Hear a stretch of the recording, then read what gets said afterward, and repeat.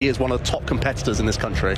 He also showed that coming out once a year could also give you a very good shot at hitting your invitation towards the World Championships. Of course, 3 matches standing between him and that. And the same goes for Simon, where goes in and plays these aggressive decks and can also be getting his World Championship invites, as I think, as last time I checked the standings, both of these are quite far away from the top 125, so an easier way for them to get into this invitation race is just by winning the tournament. That is one of the beautiful things of our system. If you win the tournament, no questions asked, we give you that direct invitation to the World Championships, and that is possibly the way that either of these players could find their way towards Anaheim. Let's see some prize cards being thrown down. The Skyliner Latias EX for Lorenzo, in addition to one of his Budju, and also the Jamming Tower in there could be influential. Yeah, but this one thing I'm really excited to see is who goes first. If Simon goes first against the one basic Pokemon from Lorenzo, we could be seeing this game finish over. Okay, who's starting? Simon starts. So all we need is an ancient booster capsule and a perilous jungle for the game. We got it, it's already over. That's game number 1. Brute Bonnet extending the hand as quickly as it began. It is over. Simon is 1 game up. Cleffer with the vulnerable 30 hit points, and with the Brute Bonnet start, as you mentioned, Jesper, the Perilous Jungle increases the poison between Pokemon checkup by 2 additional damage counters. No need for Petra Run in this instance. That is going to be the 30 damage required to move us on to game number 2 in a lightning speed. I am struck for words here. Yeah, it took 2 free card combo. Brute Bonnet, as you said, the booster capsule and the Perilous Jungle, and we're on to a game 2 already. And what I could say, and we get the replay. So, Perilous Jungle, I hope you're watching. Booster energy capsule, using the Brute Bonnet's ability, poisons both players in the active. Cleffa only has 30 HP, therefore the poison for 30 is exactly enough. And had it been a Dreepy start, Simon could have gone for getting that Peck Run that boosted poison damage by 50, and then he could have done 80 for poison between those turns. But yeah, it's something we see. We saw this just once at EYC.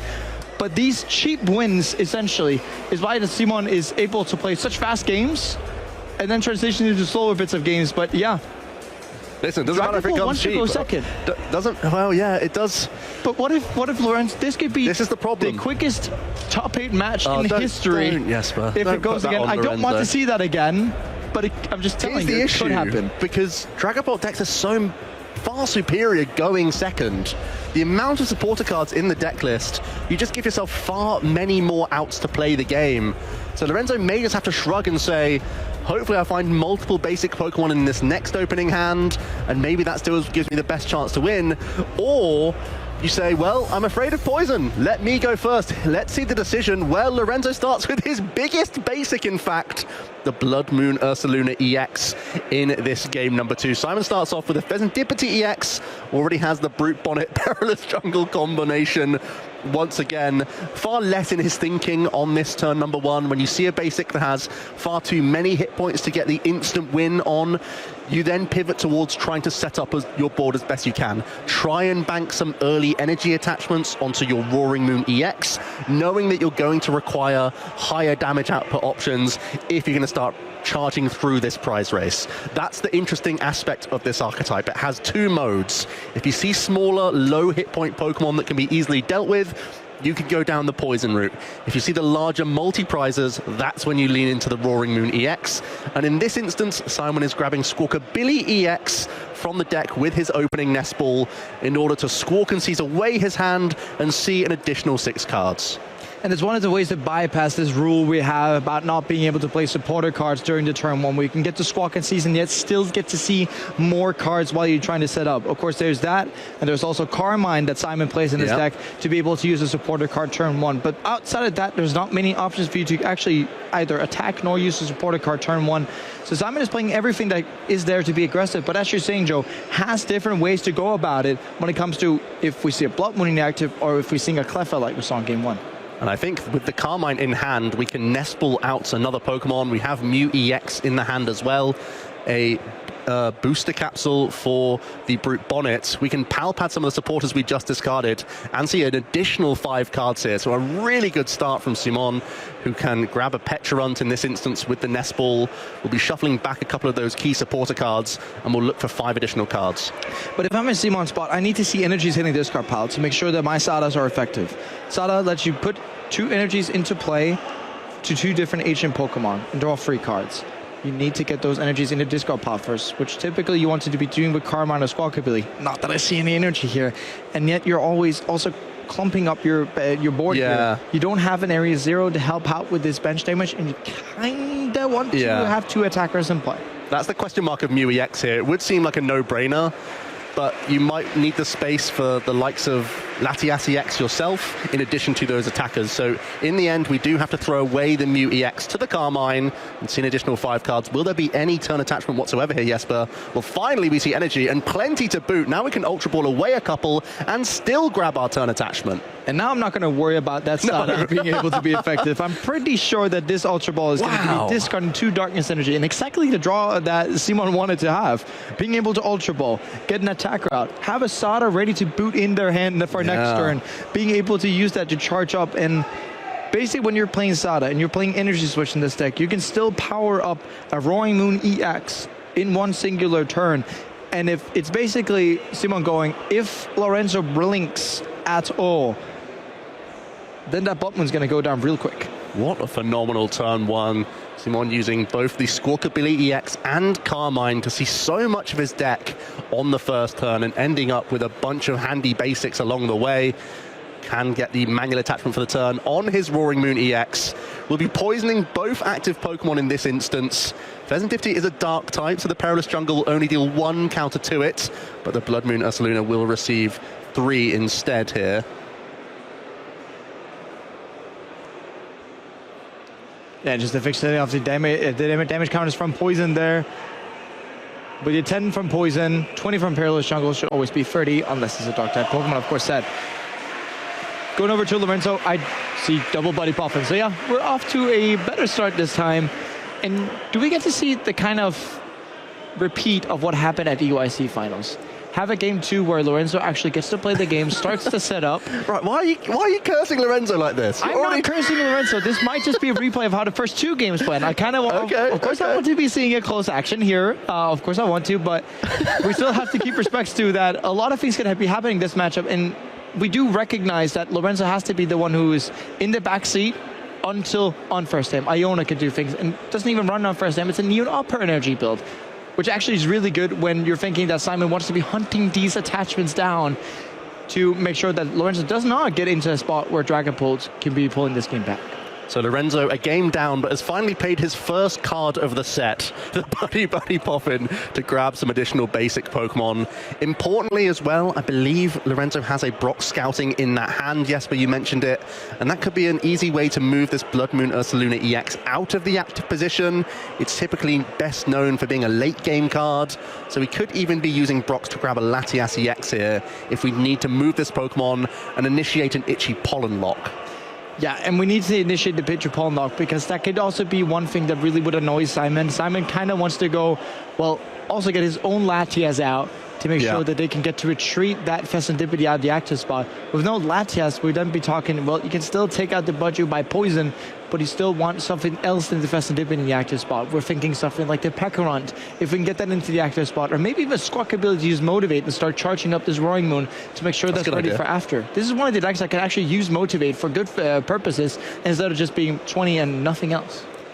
There it is then. We do see Brock Scouting for the Skyliner ability of Latias EX in addition to Pheasantipity EX, which I imagine has to be held for future turns, because the opening situation for Simon is to use the Pecharunt to take KOs without activating the Pheasantipity EX's Flip the Script ability, because it will be taking KOs during Pokemon Checkup. But regardless, you've seen Simon on a 1-card hand. Let's weave our way into Budgie and try and disrupt his setup. Yeah, the unfortunate circumstance about Budgie here in this game. Oh, also shutting off the Ancient Booster Energy Capsule, although that is still attached to the Brute Bonnet. Brute Bonnet is still going to be allowed to use its ability. He just loses the effect of it. And we do see here the Professor Sawdust Vitality being able to charge an energy onto Brute Bonnet and Roaring Moon. Yeah, there are a couple energy switch in the deck. Not live this turn, thanks to Itchy Pollen, but it's always great to bank extra energy onto the Brute Bonnet. We've drawn into a number of item cards, so I'm not sure we can get Pecharunt into the active position here to actually take a KO on the small Budgie. Yeah, with the Stadium replacement, we get to see the Perilous Jungle being kicked out of play. And with that being kicked out of play, it's just going to be 10 damage onto the Budgie, being 20 when it passes back to Simon. So instead of just having that one-turn knockout with poison onto the Budgie, it has to be a 2-turn usage, which just gives Lorenzo more time. And everything that Lorenzo wants to have in this matchup is exactly time. The more time that a Dragapult deck like this gets, the stronger it gets. Very reminiscent of what the way Gardevoir wants to be doing it. A big sigh of relief then that Budgie is able to hang on in there with the crucial stadium bump of the Jamming Tower. Just talking about Lorenzo's deck list here, its A-spec is the Neo Upper Energy. That's why we're seeing a couple copies of Jamming Tower within the deck list, and so far it's already coming in clutch, helping this Budgie hang on. It's given us the opportunity to grab the first Dracloak, and looks now like we're going to see a fresh hand here with Io. There is a potential Ultra Ball we could play first, if we want to guarantee a second Dracloak perhaps. And in fact, we are going to opt for this, getting rid of Io and a Pheasantipity EX here. I'm not sure if there was another supporter card in the hand, and you'd have to imagine so, if one's going to be discarded here. But we will continue to find Recon Directive. It's still so integral for these Dragapult EX players to grab your Stage 1 Pokemon. Recon Directive allows you to see so many more options, and so far we're lacking the likes of energy cards. That's going to be a big piece that Lorenzo needs to try and find. Yes, we're always talking about the Dragapult decks wants to have this a Dragapult and a half whenever they start attacking to make sure that knockouts are not going to be affecting them. You see the second Recon Directive here. Ooh, interesting. We're not going to use the Io here. We're going to hold on to it for a future turn. Just pass the action over to Simon here. We know this Budgie will be KO'd coming back into Lorenzo's turn over Pokemon Checkup, so Simon does not have to worry about that. Although I do think his priority will still be trying to move this Pheasantipity EX out of the active position here. Definitely, but when all you're drawing is item cards, you're not going to be able to do that once the Itchy Pollen lock is in there. But Simon does get to take that knockout, and a good thing for Simon is that Lorenzo did not get an attachment done last turn, which means that there's not going to be a Dragapult attacking this turn unless they draw the Neo Upper Energy, but doesn't really want to be doing that because then you're staring down the barrel of a Frenzy Gouging, and if then a Frenzy Gouging comes out, you can't be Phantom Diving the turn afterwards since you already used your Neo Upper Energy. So it's really a situation where Lorenzo has to be really careful of the way he plays this out and wanting to kind of go into Budgie again and get a normal attachment onto a Dracloak and hope that it sticks. Playing this Iono just to try and get into that. I think even though someone's just taken a prize card, it's still a relief for him that he's getting a fresh hand because he's been sat on a bunch of item cards. So at least gets to look at 5 fresh ones, but so too does Lorenzo, seeing 6 fresh cards here before any Recon Directive. I think we're still looking for energy, Jesper. Yeah, although we do see Simon drawing into Pecharunt EX, meaning that we at least could get to see some retreating done from the Pheasantipity by the usage of the Pecharunt there. But yeah, not a lot of stuff coming from Lorenzo just yet. And we do really want to have Lorenzo get energies on board. Yeah, there is one basic energy in hand. There's an Ultra Ball for a final Dracloak here, which I do think will be valuable. But I'm not sure if there's any way to find both a third Dracloak and a Budgie, so we have to weigh up which is stronger here. Unless you get a Dracloak and you can get into the Budgie. That's true. Yeah. There's also the Corner Maractus in the deck. There's a chance to try and weave that in, but as we know, Roaring Moon plays Pecharunt EX. That's the easy counter. So instead, Lorenzo opting for the Budgie in this instance to maintain that Itchy Pollen lock that he's been diligently doing so far. But one thing that's very good from Simon's hand is that with the Pecharunt EX, you're able to use the subjugating chains. You can actually get to use the Brute Bonnet on top of that, poison the Budgie, use subjugating chains to get into the normal baby Pecharunt, meaning that you can take a knockout that does not trigger Pheasantipity, since Budgie would be knocked out during Pokemon Checkup. So really important here, and also keeps this Roaring Moon EX out of harm's way, putting Simon down to 4, meaning that if you're in front by 2 prizes, you can still try and stick yourself onto this 2-2-2 prize race and try that. We do see the pointing to the Pecharunt EX, putting probably forward to baby Pecharunt, since that would be guaranteeing that knockout from the Brute Bonnets being able to poison both of the active Pokemon. I would have liked to have announced the Brute Bonnet first, because now we're poisoning our Petrarunt, but either way, it's still getting the job done. We're seeing a Darkness Energy attachment. Yep, coming on to our Petrarunt here. Eyeing this up for damage. Here comes the Brute Bonnet. And we will just, between Pokemon checkup, get that knockout on Budju. Simon goes down to just 4 prize cards remaining. Also has the Roaring Moon EX powered up in the back. Lorenzo, with no energy still in play, really has to start making moves here. Yeah, and I'm just, as said last turn, we really wanted to be hitting energies from there. Yeah. Since if you go with the new up energy, yes, you may be getting that Phantom Dive through, but you're just going to put yourself in harm's way too much to do so. Although, with the Jamming Tower in play, it's actually really interesting. If you go Phantom Dive, take a knockout and put 30 onto the Roaring Moon, and the Jamming Tower sticks in play, yes, then Frenzy Gouging would actually make sure that the Roaring Moon knocks itself out, and you could be able to do it that way. And even if you can string on something like a counter catcher on top of that, you could actually that way be giving yourself 4 prize cards by either picking up Pekron DX, Squawkabilly, or Fessendipity on top.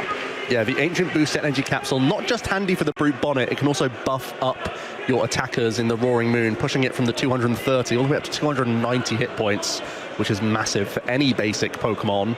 We're starting to see combinations come together from Recon Directive. Have we yet seen? No, still no Neo upper energy found. So it's just a fire energy coming onto the Dracloak in this instance. Are we going to evolve up into our Dragapult EX to try and protect this Pokemon? It can fall prey to, as we say, the frenzied gouging. It would still force a combination from Simon, and he's just been given a fresh 4-card hand. It looks like we're freely retreating out of our Latias EX here. Going into a... going into a Dreepy. Yeah, if we retreat into... He was contemplating the Dracloak with energy first, and then you would need to go for Jet Head, but... Although that would be pretty decent, since if that gets Frenzy Gouging, you could still go for a multi-prize route somewhere else. Although we go to Simon's turn, and not much happening, just the push of the Dreepy and basically sacrificing that to a KO, but it's not going to be about Brute Bonnet, since that's going to be a little bit too little. And items are finally unleashed, Jesper, which means we're flipping coins. Come on. Pokemon Catcher does hit Tails. I believe we have Earthen Vessel, and we have Pokegear in the hand here. We're going to use Vessel to get rid of a Super Rod, perhaps. Well, the Ancient Boost Energy Capsule will be not doing anything just yet, but as long as Simon is able to bounce the Jamming Tower, we'll be buffing up his Roaring Moon later. Let's see the 7 cards here. Iono is found. Not necessarily the supporter card we were looking for, but it does at least give us a hand refresh here. At least give us a sort of hand refresh, 4 cards, not the amount of cards that you want. Going to be able to play the Earthen Vessel to get that last energy into play that you need. One thing we do have to remember about this Roaring Moon deck, and seemingly we all forget sometimes, is that this Pekron EX is also a very, very good finishing attacker for this deck, meaning that you can get to wrap up games with it. Although the main star of the deck is going to be that Roaring Moon. And if Simon can get to a point where we can counter this Jamming Tower, it feels like the Roaring Moon would be a lot safer, ideally, when going in. And we could also just be using the Calamitous Storm to get rid of it. That's true. I was just about to say, you might value it enough to just go Calamity Storm, but instead we're seeing the energy attachment onto Petrarunt, now able to actually launch its Poison Chain attack itself, which just deals 10 damage, but also crucially poisons the opponent's active. Yeah, but it's still going to make it exactly enough, and also the Dreepy going to be knocked out by poison again, not triggering the Flip the Script from Fessendipity. Both of these decks are really, really good at playing around that Flip the Script, even though like Fessendipity is one of the best abilities that we have in the game, and everyone's constantly looking to how do we make sure that our opponent never gets to trigger this ability? And that's something these Poison deck does. Previously in the form of Cloth, Terapagos, and now just back home in the Dark deck of Roaring Moon. Our players just discussing how the Poison Chain works. It deals only the 10 damage, but the Toxic Subjugation is still in effect because the attack itself does poison. So it is indeed Simon going down to 3 prize cards remaining. Lorenzo has at least been able to maintain his Dracloak here. Has been given a fresh hand to play with as well. We need to work in our Dragapult EX. It feels like we have to get Phantom Diving now, Jesper. We definitely have to go start and get Phantom Diving, because otherwise we'll be playing into Simon having 2 prizes left, and then any Roaring Moon using the fetch the gouging would just be game. So we have to start putting on some pressure onto Simon, regardless in which way it has to be. As we were talking about it before, if we can keep this jamming tower in play, that'll be wonderful, so we can keep all of those ancient booster energy capsules, although it requires from Lorenzo, get an energy, get a Dragapult, start doing something. It's better than, of course, what happened the last turn, which is passing, because we don't have the options to do anything about it. I think crucially we do have energy in the hand, a psychic one, no less, and I think now it's the debate between Dragapult EX and Buddy Buddy Poffin. Dragapult clearly a card that we need this turn, so it is eventually going to be picked up. So I do think we have a nice springboard of Psychic Energy, Dragapult, and Iono here. Another piece of the puzzle would be looking towards Counter Catcher. I think that's the debate, because a single prize KO doesn't seem good when this Petron has been ticked down by poison and is so vulnerable, can be easily Phantom Dive for free, or because there's so much damage already on Pheasantipity EX, you could just continue to target down this Pokemon over a couple of turns. Yeah, with 2 Phantom Dives, you actually take that Pheasantipity exactly from 90 up to 210, which is the amount of HP that Pheasantipity has. So 2 Phantom Dives there could be wonderful, which means that you kind of want to go and counter catch something like a Pekka to make sure that that also gets knocked out. Although it leaves us with a spot of, we have to deal with this Roaring Moon. Oh yeah. We can't believe that an Iono is going to be saying Simon gets no energy. Orders. So boss's orders could be targeting exactly that Pekka. So you're going to be able to either take up both of the Pekkarons, take free prizes, and use that remaining damage to put onto Roaring Moon, which doesn't seem too great. Or we can go ahead and put some pressure onto this Pheasantipity. Yeah, if you pressure Pheasantipity, you can win next turn with Neo Up Energy, bring up the Squawkabilly EX and win by finishing out Fez and Squawkabilly at the same time. So the fact that this Petrant has only 190 is handy. This doesn't set you up for game quite as easily, but it's putting you in a position to worry far less about the Roaring Moon using Frenzied Gouging. Basically what Lorenzo's saying is that he's telling Simon, no, you're not going to be able to Frenzied Gouging next turn. If you want to be doing that, however, you're going to be knocking yourself out, which gives me 2 extra prizes, and says that Lorenzo's going to be very easily able to go ahead and take the last remaining 2 prizes there after that, either on something like the Squawkabilly, I should mention, or picking out the Brute Bonnet, knocking that out with Phantom Dive and putting some extra damage on Pekkaron. The chances are many to do so.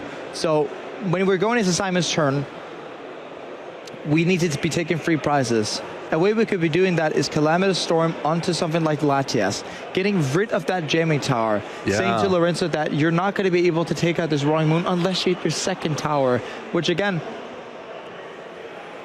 yes, with the amount of Dracloaks we have throughout the game, that is very possible, although we have to play our chances whenever in these kinds of spots. No Perilous Jungle found from the Flip the Script either. So I believe our only draw supporter right now is Carmine. We're not going to be thinning the hand down. We have a number of Ultra Ball in here. There's another Roaring Moon EX in that hand. You can't really start working towards just yet without the help of Sada. Although, Joe, it looks like Simon's going to try to attempt a Classic, but he's going to attach energy to the Roaring Moon, but we may just see the Classic Ultra Ball for double Ultra Ball heading into the deck and just thinning out the hand since, yeah, there's a lot of cards you still want to discard. Yeah, we see not one.